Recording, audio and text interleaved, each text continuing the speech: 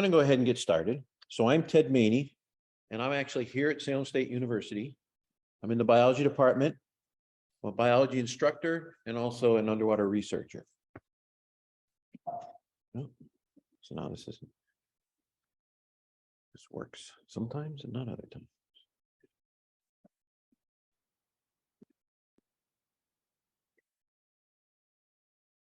So I'm from Western Massachusetts. I grew up in Western Massachusetts in Springfield. I came out here to Boston and I attended UMass Boston and got a degree in biology and anthropology. And then I stayed at UMass Boston and got my master's degree in applied marine ecology. So I'm actually a marine ecologist. While I was at UMass Boston, I got involved with their scuba club and learned how to scuba dive. And then during graduate school, I actually became a scuba instructor. And what got me into underwater research diving was my two advisors at the time brought me down to St. Croix for a hydrolab mission. And hydrolab is a long since retired habitat. We actually live underwater and do research. So it's saturation diving. And I was part of that mission actually as a safety diver, support diver. So as I said, I'm also currently a NAUI scuba instructor. I used to be with the YMCA. After I graduated with my master's degree, I went to Northeastern University's Marine Science Center in Nahant. And I started there as a diving research technician. And I was also in charge of the diving operations going on at the Marine Lab for the university. And eventually I became the lab manager as well as the diving safety officer. And I'll finish my talk today talking about scientific diving itself and those issues. About 15 years ago, I came to Salem State. Salem State had a small lab, the Cat Cove Marine Lab, which we have dropped last year, unfortunately. But I did research there out of the Cat Cove lab. I continue to do research with some colleagues from Northeastern. And at the courses that I teach general biology, but I also teach invertebrate zoology, underwater research methods, which is basically a scientific diver course, and biological oceanography. Wait, now it works. It just doesn't work on the first slide. So my research areas, primarily I do my research up here in the Gulf of Maine, and specifically Massachusetts Bay, this area here. But I've also done some research in the Caribbean with coral reef ecosystems. And up here, I've worked with, working on the invertebrate community that lives in rock walls, right? I've done kelp bed research. My master's thesis stuff was on a little snail that eats kelp. And I've done some seagrass research as well. Some of this work also involves working with invasive organisms. And most recently, for the last 10, 15 years, I've been dealing with aquaculture. Salem State hosts the Northeastern Massachusetts Aquaculture Center. And I've been involved with some aquaculture projects, which I'll speak about later. And then lastly, I've been serving as a scientific diving officer for here at Salem State at Northeastern University. And I'm also currently covering UMass Boston as their interim diving safety officer. So I said, I teach underwater research methods, which is really a scientific diver course, and diving safety and scuba instruction as well.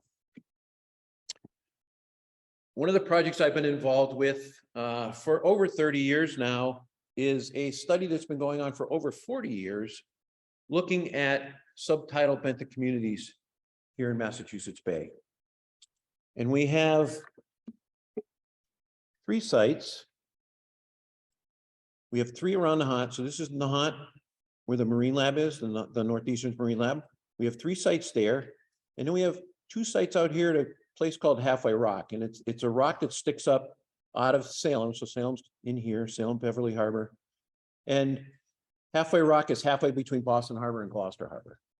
Right? We have research sites there. And this project was started in '78. I came in the late '80s to take care of it. And what we do is we've set up these permanent quadrats on these rock surfaces, both horizontal and vertical rock surfaces. And we go out periodically and photograph the same area. We've been doing that for over 40 years. So this is a really long-term study. And we look at the community change, primarily encrusting invertebrates that attach themselves to the walls over time. We also have been counting and measuring the sea urchin populations at these sites, again, in the same spot. So we just keep going back and counting and measuring the same site for urchin, so we can look at urchin density and distribution over time. And then we also do a 25-meter transect where we count lobsters and crabs and fish, so mobile fauna surveys, right? So we do this on every single dive at these 5 stations, and we've been doing it for over 40 years. We've done some side studies with various graduate students. One was a larval recruitment study. We actually put these little settlement panels out and pulled them out periodically and looked and saw what actually settled out on them. So when do these different invertebrates settle in? And this, just because we've been doing it for this long, all right, we can actually see changes, community changes, as well as climate change indications, right? And we've been presenting this data at various science meetings over time.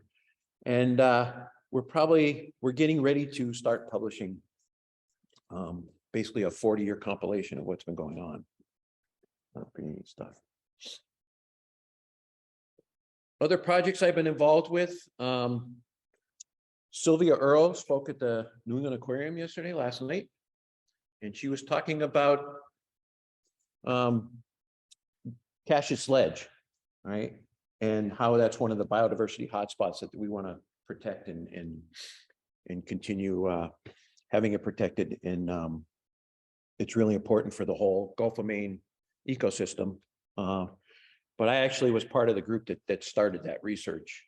Again, for the people from Northeastern got that started.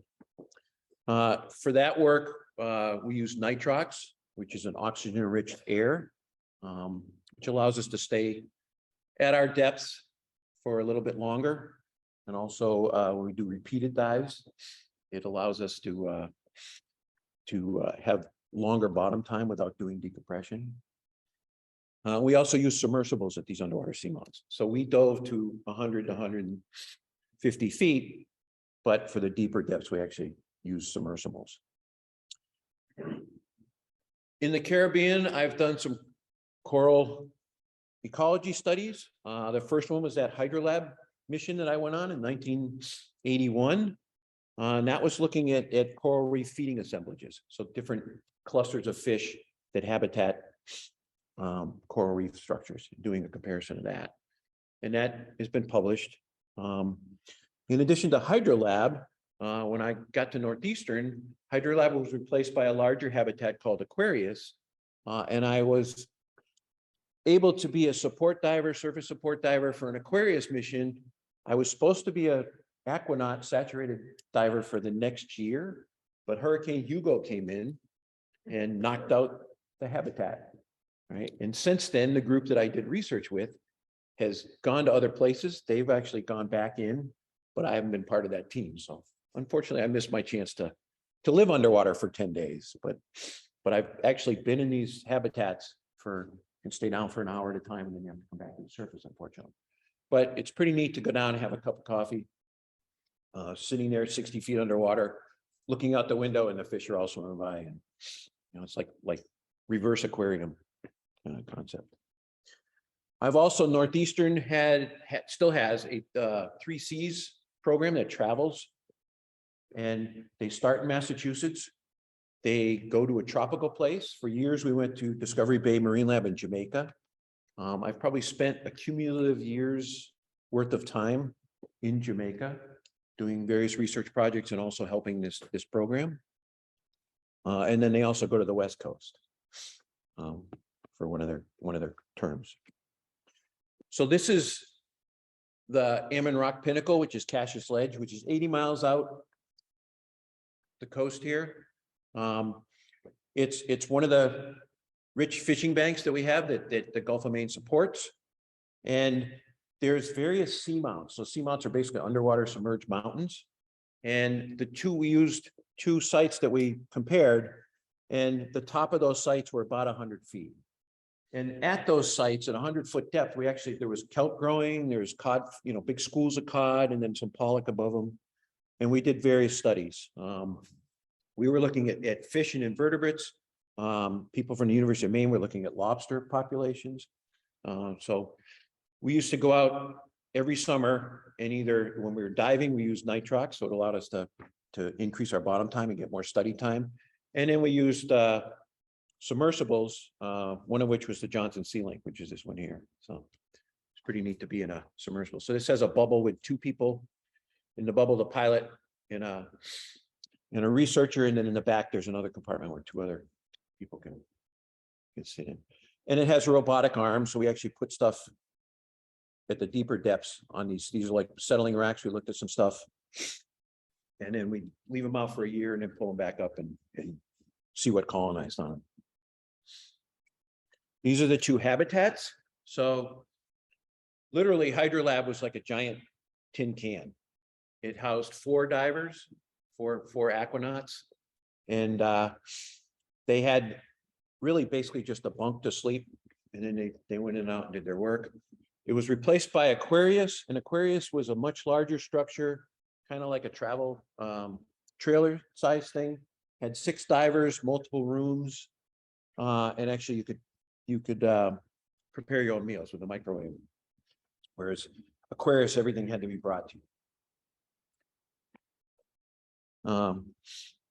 What these allow is basically a researcher can saturate. So you go down, your body gets saturated with the nitrogen, and 60 feet now becomes your surface depth. So you can go out at 60 feet and spend unlimited time underwater doing research. So you're basically living in this habitat. You're allowed to go out and do all kinds of stuff. And we were doing coral feeding studies. So we had to do like these hour-long studies where we were actually seeing what coral actually are feeding on. And this allowed us to do a lot of replicates.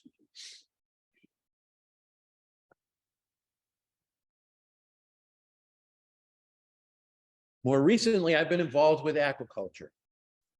And we started out doing some coastal stuff, seeing if shellfish aquaculture could be developed here on the North Shore of Massachusetts.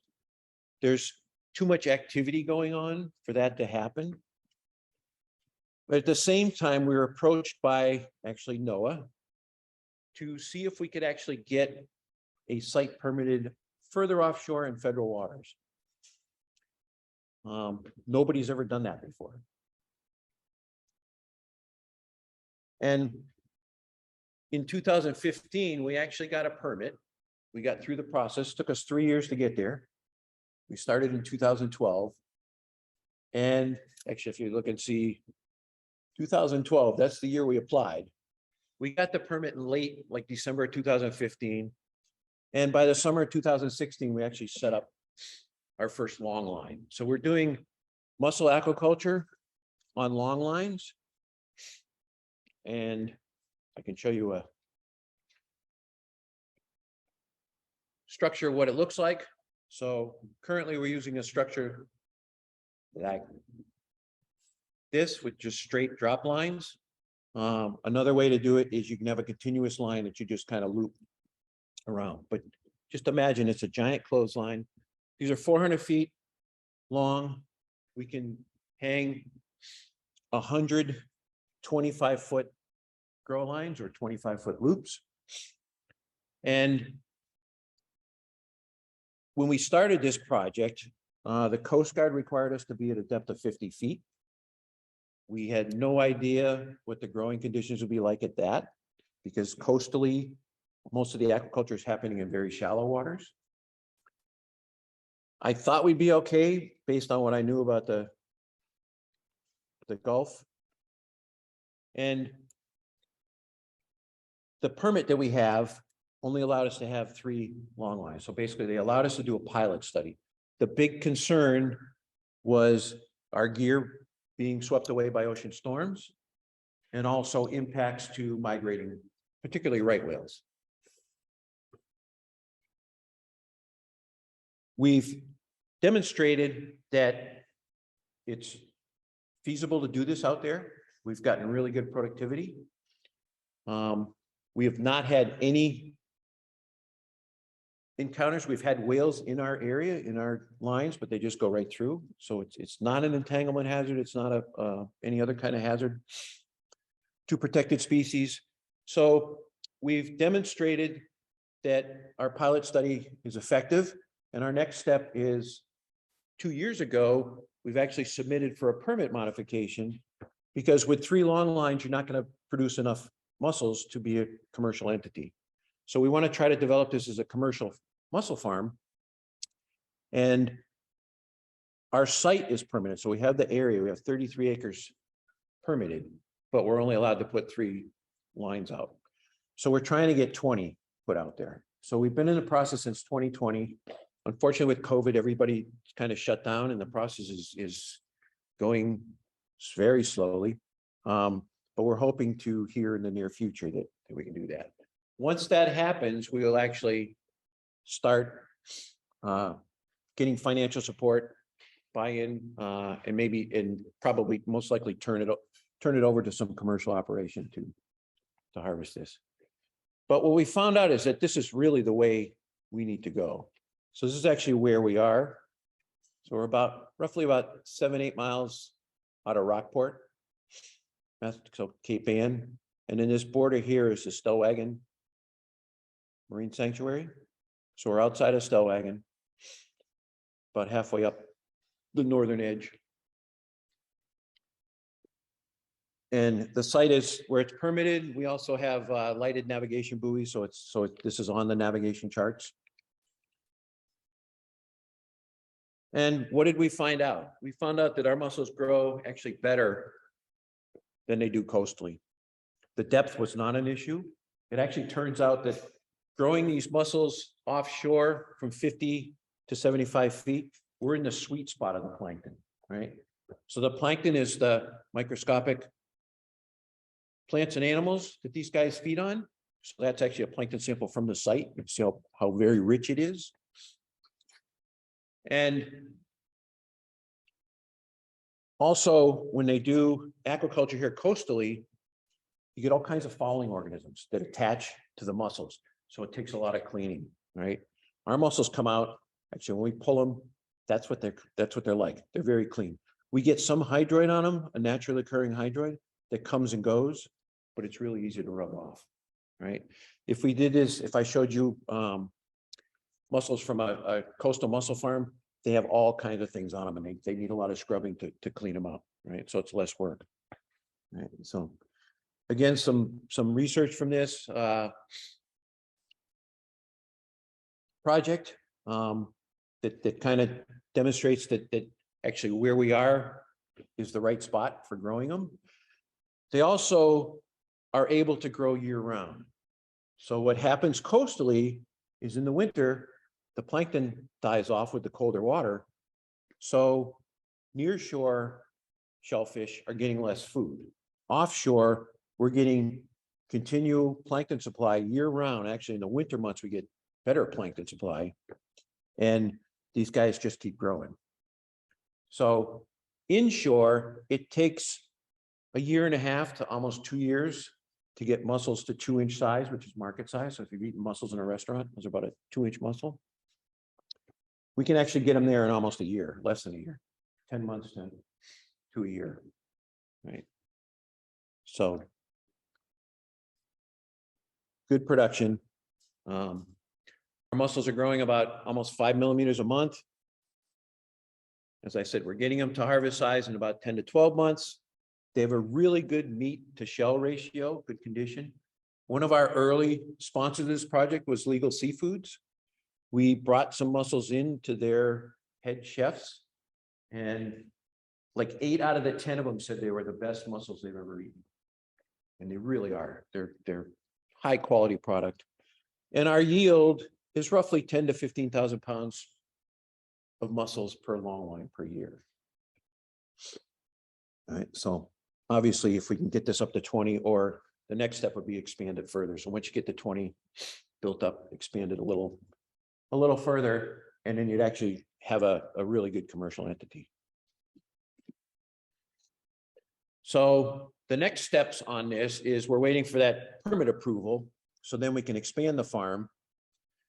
And then we will actually seek funding and get it developed into a commercial entity. Currently, for the coastal states, they have regulations, primarily food safety regulations from the FDA for shellfish biosafety. In federal waters, there is no such permits at this point. So we'd actually be the first ones through, but we've already started that discussion. And basically, we're just going to mimic what the coastal states do as far as the protocols, and it shouldn't be an issue. And it requires that you're doing some constant monitoring of the plankton for harmful algal blooms that causes these biotoxins in shellfish. So you've all heard of red tide, right? So that's one of the organisms that we look. And it turns out that when the coastal states, so we deal with Massachusetts, when they're having a bloom of these organisms, we're getting it as well, right? Just within a week or two, we'll start seeing it too. So there's some mandatory testing to make sure that shellfish is good to eat. The other thing that this site provides is we have a station, a permanent fixed station, 8 miles offshore. We can put all kinds of equipment on there. So we're already monitoring the plankton. We're doing water chemistry type conditions. So part of this is part of our routine monitoring that we have to do anyways, maintain the farm. But we can put all kinds of sensors and have live feeds. We're actually in a cell phone range, so we can actually put instruments out there that can actually repeat back. We've had a hydrophone out there. We've had time-lapse video looking for surface for when whales and seals and things go by.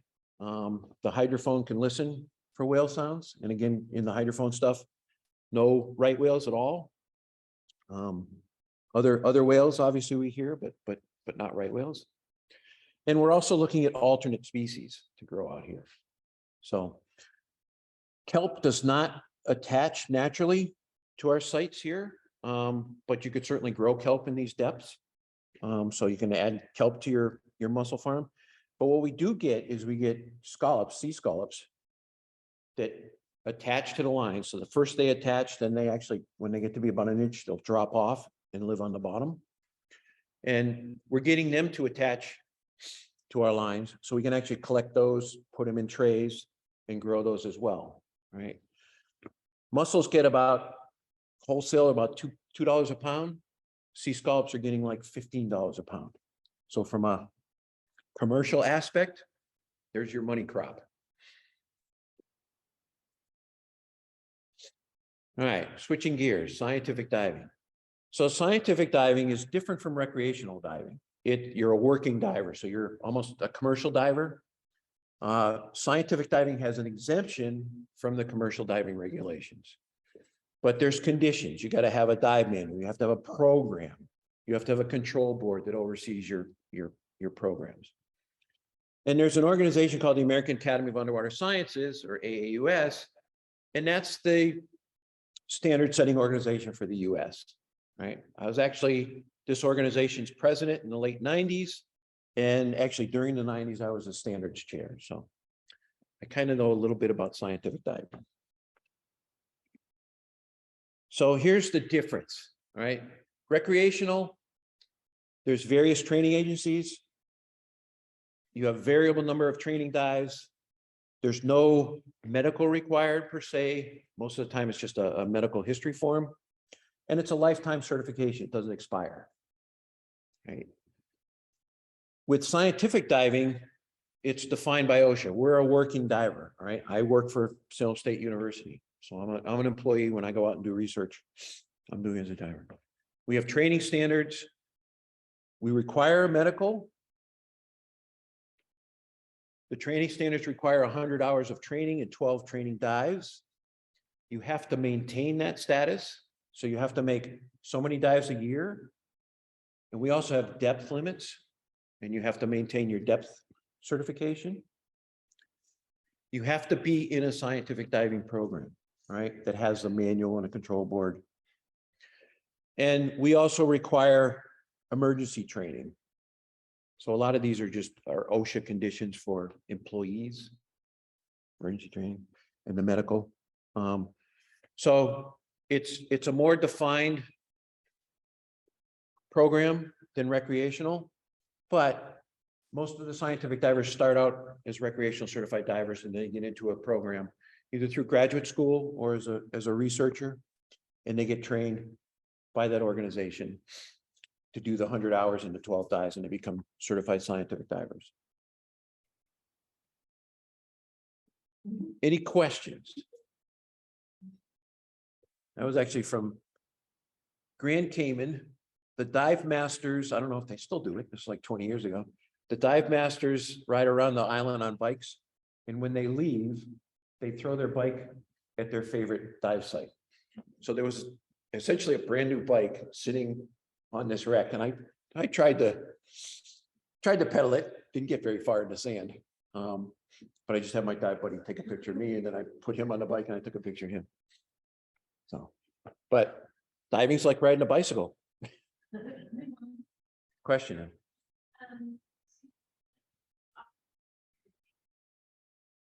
Yeah, about 7.5. Yeah. Yes, yeah. So the question was, how far out is our aquaculture farm? It's 7.5 miles out of Rockport. And the other question was, do we get natural settlement of mussels? Yes, we do. We get really good settlement of mussels out there.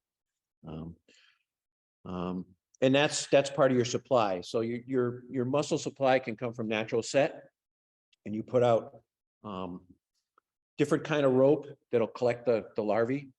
They settle in and then they grow.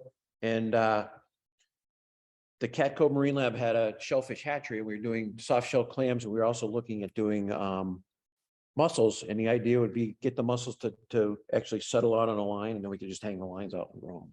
So again, that's another tentative option that would, once it gets started. But most of the shellfish farms and even clam flats, they get shellfish from a hatchery, and then they seed their areas or put them in cages and grow their shellfish.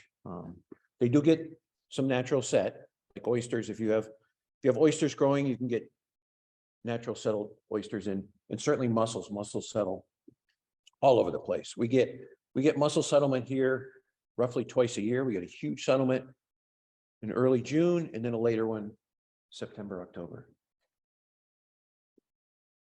Question? Michelle wants to know, is it possible to become a scientific diver without prior marine biology? Is it possible to become a scientific diver without a marine biology background? It certainly is. You have to start as a diver, and scientific divers are biologists, underwater archaeology, right? So some of the historic shipwrecks that Joe and Jen were talking about, some of the historic ones that can't be salvaged, but there's archaeological teams that go down and actually do all these surveys on these wrecks, and then make drawings or scale drawings, because they're obviously not going to leave stuff up. So especially the ones where you can't salvage, you would need like an underwater archaeology team to deal with that. Any kind of application where you're doing scientific research, basically science is defined as data collecting, data gathering, data collecting. So if you're doing that kind of work, you don't have to necessarily be a marine biologist. So yes, you can be a scientific diver. You need to get into a program, and you need to work within a program. So that's the conditions. Any other questions? All right. Thank you.